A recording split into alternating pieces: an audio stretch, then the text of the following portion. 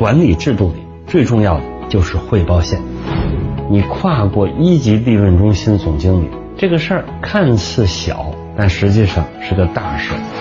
司马光说，天子最大的工作就是礼教， CEO 最重要的维护这个公司的秩序。到底谁是老板？这个分不能乱，一乱礼崩乐坏的时候也就不远了。历史代表着通鉴，通从古至今，鉴过去的镜子，提示现在，也提示未来。冯唐讲《资治通鉴》。《资治通鉴》呢，是北宋政治家、官至正国级的司马光主编的一部编年体史书。这部编年体史书涵盖16朝1362年，接近300万字。《资治通鉴》开篇记录的第一个历史事件，就是春秋末年三家分晋。三家分晋是中国历史一个重要转折点。先秦的历史比较复杂，很多听众朋友呢有可能并不是太了解。我呢在这里做一个简单的背景介绍。故事发生在周威烈王23年，就是公元前403年。在三家分晋之前，周武王推翻了商朝，让后世子孙安安稳稳做了200多年天下。后来王位传到了一个叫姬公生，姬公生就是著名的周幽王。周幽王虽然没有烽火戏诸侯，但他的确宠爱褒姒。周幽王宠爱褒姒到什么程度呢？周幽王废掉了原配申后和申后的儿子宜臼，改立褒姒为王后，褒姒的儿子伯服为太子。这下子谁生气了？对的，申后他们家生气了，特别是申后的爸爸，也就是周幽王的老丈人申侯气坏了。怎么办？生死看淡，不服就干。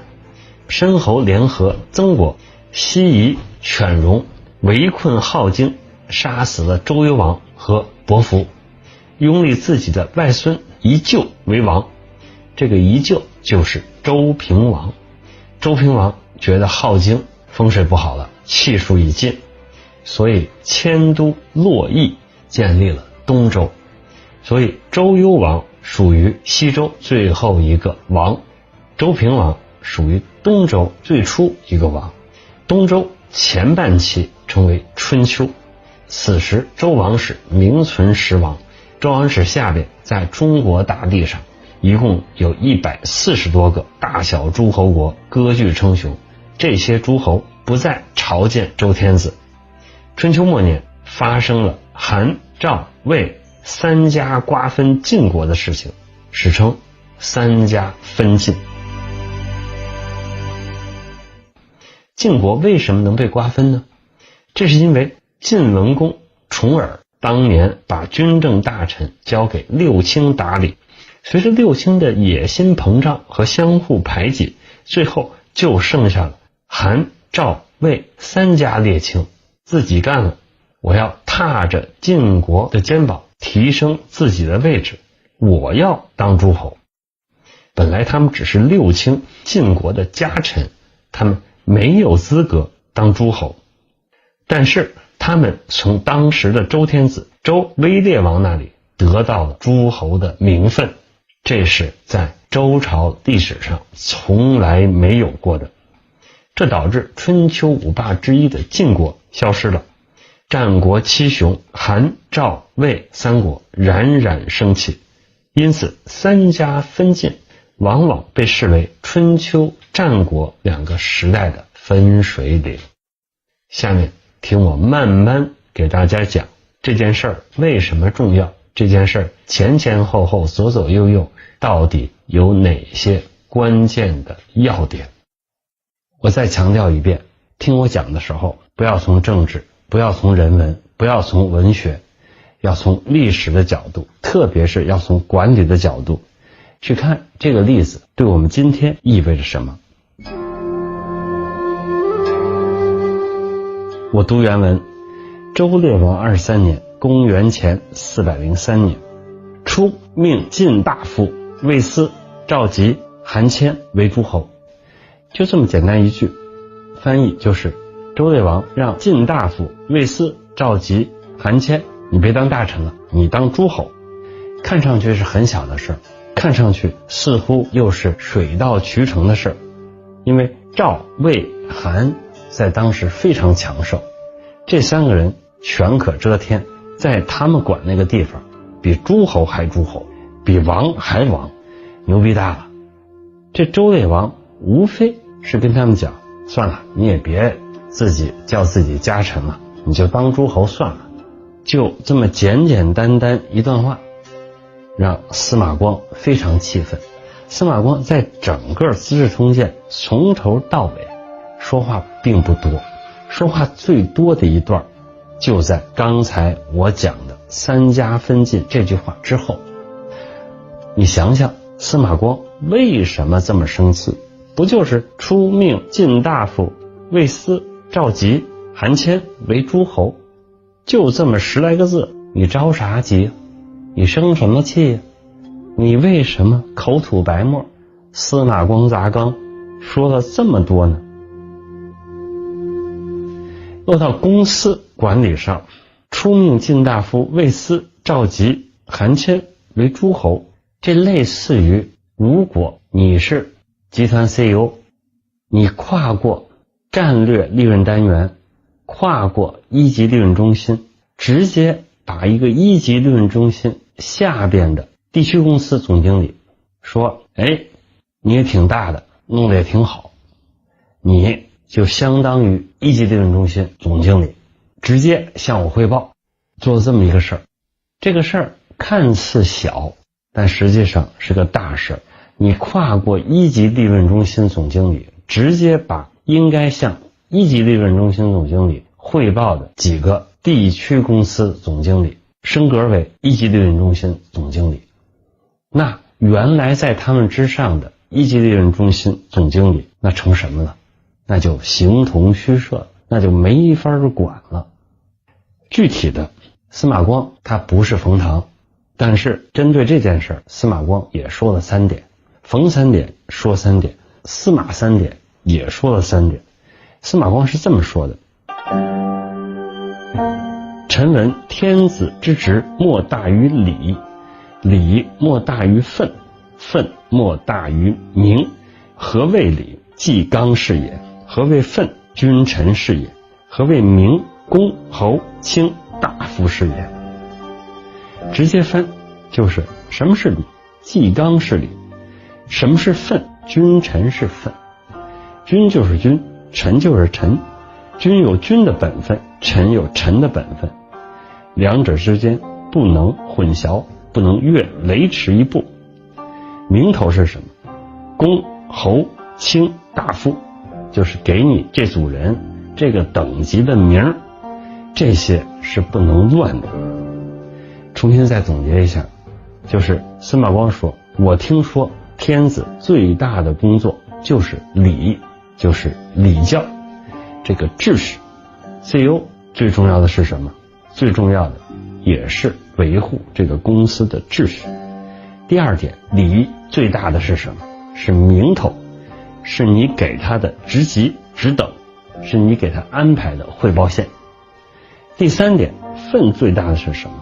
就是你到底用什么样的形式彰显他的名分。好了，司马光呢之后又一一解释了什么叫天子之职莫大于礼，什么叫礼莫大于分，什么叫分莫大于名。复以四海之广，兆民之众，受制于一人，虽有绝伦之力，高士之志，不奔走而服役者，岂非以礼为之纪纲哉？是故天子统三公，三公率诸侯，诸侯治卿大夫，卿大夫治士庶人。贵以临谏，谏以成贵。上之始下，由心腹之运手足，根本之治枝叶；下之事上，由手足之谓心腹，枝叶之辟本根，然后能上下相保，而国家治安。故曰：天子之职，莫大于礼。用现代汉语讲，就是天下这么大，人这么多，大家都愿意被一个人管着，跟着他走。虽然这么多人里边有特别能干的，特别聪明的，能量特别大的，但是他们不走不闹，还愿意埋头苦干，作为一个职业经理人继续做着每天的工作。其实不是因为别的，就是因为有一套秩序，这套秩序就叫礼。在公司里，这套秩序你可以说是管理的体系，这套管理的体系是特别重要的。司马光接着说，是故天子统三公，三公率诸侯，诸侯治卿大夫，卿大夫治士庶人。也就是说，一层一层像金字塔一样，上面这层管下面这层，下面这层管下这层。那个时候大致分就是天子、三公、诸侯、卿大夫、士人、庶人，一层层下去。贵和贱分得很清楚，这样上来驱动下边，就像心腹驱动手足一样，就像树根来控制这些枝叶一样，而下边的人配合保护上边的人，就像手足护卫心腹，枝叶护卫根本一样。这样上边带着下边，下边护着上边，大家能形成一个完整的整体，然后能上下相保，而国家治安。故曰天子之职，莫大于礼。礼对于公司来讲就是一套完整的管理制度，这套管理制度是一个公司一把手，就是司马光说的天子最重要的事情。如果没有这套管理制度，你们就不是一个组织，最多是一个团伙。如果没有这套管理制度，或许在短时间个别事上还挺方便，但是没有这套制度就没有长治久安。与之相反，有个好的管理制度的组织，它有可能一时一事并不那么出彩，但它稳定可控，可以持续发展，可以成事持续成事，甚至在大事好的时候持续成大事。管理制度是重中之重。听过我其他课的同学有可能会问我说，冯老师，您在不同场合讲过 CEO 最重要的事情就是找人找钱定战略，那您现在为什么又说 CEO 最重要的事情是树立管理制度？这矛盾不矛盾？不矛盾。为什么这么说呢？通常来讲，对于成熟的企业、成型的企业，管理制度是已经在那儿了。你作为一个非初创的 CEO， 你要做的就是找钱找人定方向，在驱动这些人用这些钱执行这些战略的时候，实际上你就维护了管理制度，甚至你调整发扬改善了管理制度。但有两种情况，一种你是一个初创企业的 CEO， 那个时候如果你不迅速建立一套完整有效的管理制度，你会发现你找再多钱，找再聪明的人，定再准确合理的方向，你事儿还是不一定能干成，因为你没有管理制度，你没有做事的章法。对于另外一些初创型企业的 CEO， 在他建立了一些制度之后，他容易犯的毛病是他会经常因人因事破坏这些管理制度。刚才说的这种破坏，其实在很大程度上是大忌，是红线。你不能这么轻易的破坏管理制度，并不是说管理制度一成不变，而是说一旦定了就要坚决执行。当你想改变管理制度的时候，你要系统的去改变，不能轻易的因为某人因为某事而去改变它。这就是说天子之职，莫大于礼。 CEO 最重要的职责，在管理制度还没设定的时候设定管理制度，在管理制度已经有的时候找人找钱定方向，执行这些管理制度，必要时修改这些管理制度，所以不矛盾。CEO 最重要的职责还是创立、维护一套优良的、有效的管理制度。咱们再往下讲，再打深一层。为什么要打深一层？多数人往往只能看到表面，聪明人能打深一层，有智慧的人能更打深一层。司马光就这三家分晋这个故事这个例子，在评论里打了3层。我也用这个例子跟大家讲讲，多打一层，为什么就体会出更多的聪明和智慧。刚才讲了，天子之职莫大于礼，礼司马光讲叫纪纲、纪律、纲领。我用我管理词汇说成管理制度、管理体制。那再打一层，纪纲里最重要的是什么？管理制度、管理体制中最重要的是什么？司马光是这么说的，大家听听啊。文王续易，以乾坤为首。就周文王给易经写的序，乾坤是最开始的。孔子系之曰：天尊地卑，乾坤定矣，必高以臣，贵贱位矣。就是天是高的、尊贵的，地是卑微的，高低一定，贵贱就定了。引申到现代管理中来，那就是职级、职等、定岗、定编。说白了，管理制度里最重要的就是汇报线，谁向谁汇报，谁是老板，谁听谁的，这件事太重要了。春秋一诸侯尊王室，王人虽微，序于诸侯之上，是以见圣人于君臣之际，未尝不全也。就是在春秋的时候，还是压制诸侯，推崇王室。王室虽然很小很弱，很有可能不如诸侯，但是它位置是在上边的。非有桀纣之暴，汤武之人，人归之，天命之，君臣之分，当守节服死而已。你可能会问说，君君臣臣父父子子，把名分定得这么清楚，但如果位高的人是个傻逼呢？那我还得向他汇报，我委屈啊，我心里难受啊，我怎么办呢？司马光说了，除非你老板是个开天辟地少有的古今中外难得的二货，就像夏桀、商纣这样的人渣中的人渣，王八蛋中的王八蛋，除非这样，你还得遵守这种管理制度。这个分不能乱，一乱天下就会乱。但当然极端情况，如果你的领导是个人渣中的人渣，是个王八蛋中的王八蛋，那汤武这样的人就会出来，大家就跟着汤武去干咯。这样的情况是天命，也就是说坏成这个样子实在不能忍受了，那老天会纠正他。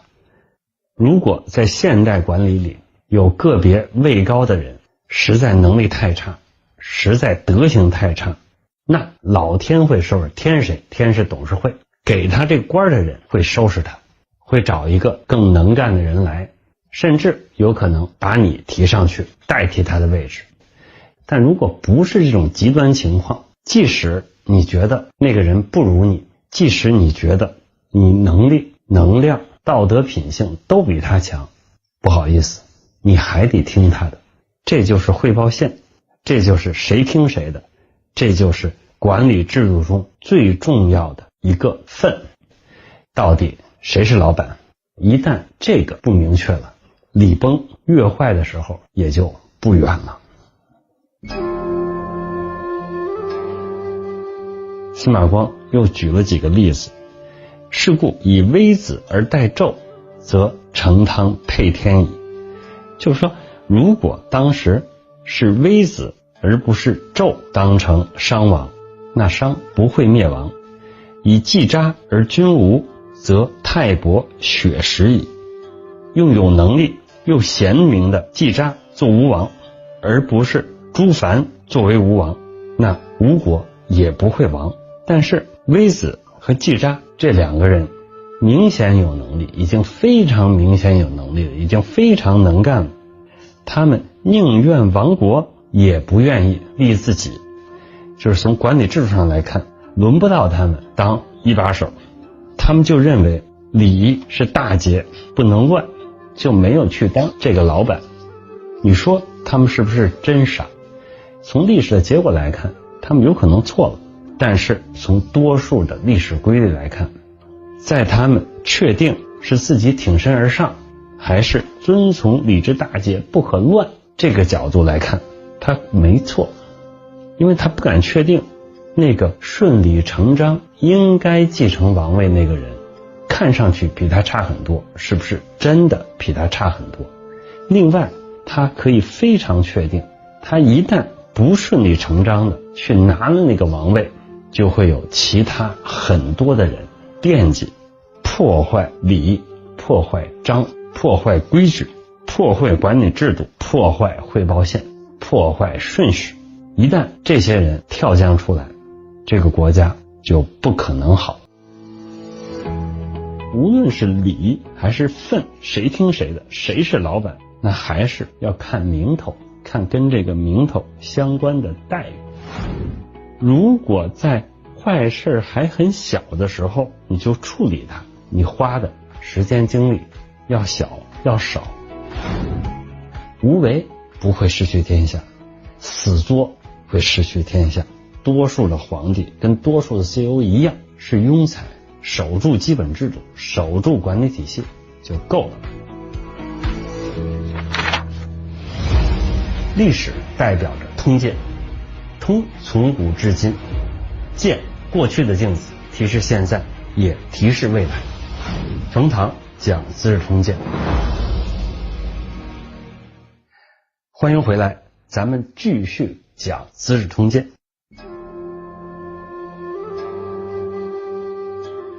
天子之职莫大于礼，礼莫大于分，分莫大于名。那名是什么？司马光是这么讲的：夫礼，辨贵贱，序亲疏，裁群物，治术士，非名不着，非器不行。名以命之，器以别之，然后上下灿然有伦，此礼之大经也。名器既亡，则礼安得独在哉？是说什么意思呢？就是说礼教制度秩序，它是体现在名和器上的。放到今天的管理环境中来看，那所谓的名就是职位，器就是待遇。你名片上印什么样的 title， 什么样的职位，这样的职位有什么样的待遇。你坐什么样的车，是坐桑塔纳还是坐奥迪还是坐红旗，你坐火车坐几等舱，坐飞机坐几等舱，你吃饭什么样的餐标，你住酒店3星的还是4星的，一天包销几百块钱，看上去是个小事，但司马光说得很清楚，无论是礼还是分，无论是管理制度还是汇报线，谁听谁的，谁是老板，大家怎么看呢？怎么体会呢？那还是要看名头，看跟这个名头相关的待遇。那反之，待遇名头乱了，那分也就守不住了，分守不住了，礼可能也就坏了。司马光又举了一个孔子的例子：昔仲舒于西，有功于魏，辞义而请樊英。孔子以为不如多与之义，为名与器，不可以假人，君子之所思也。就是说，原来有一个叫仲舒于西的，对魏国是有功的，他呢不想要地方，只想能够带着樊英。我想这个樊英啊，应该是种马氏，就是你的马挂上这个之后，叮了当啷的，漂漂亮亮的走在街上，好看的姑娘都停下来看，类似于现在的奔驰 S60。 我就这么一说啊，孔子呢宁可多给他几个县，也不愿意给他的马带上这个繁鹰。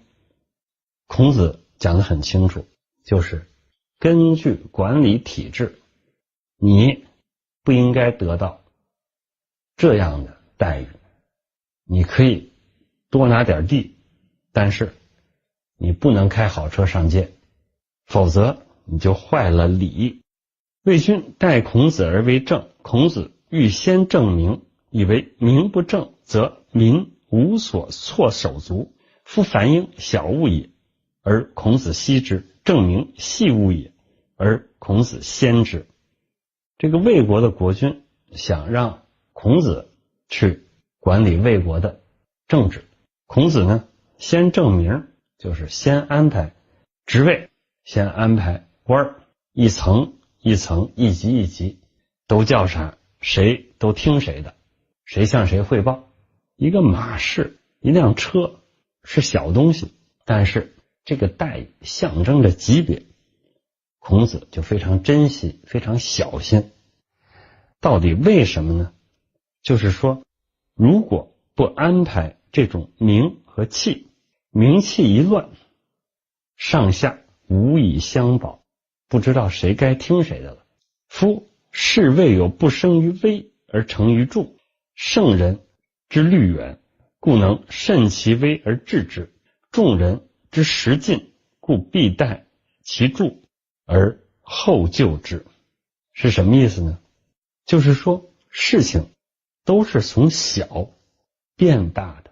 圣人他会想得远一点，他看到一些微小的迹象，他就会担心这些微小的迹象长大之后会变得多坏，所以他会非常谨慎，把这些大坏事最开始的苗头刹住。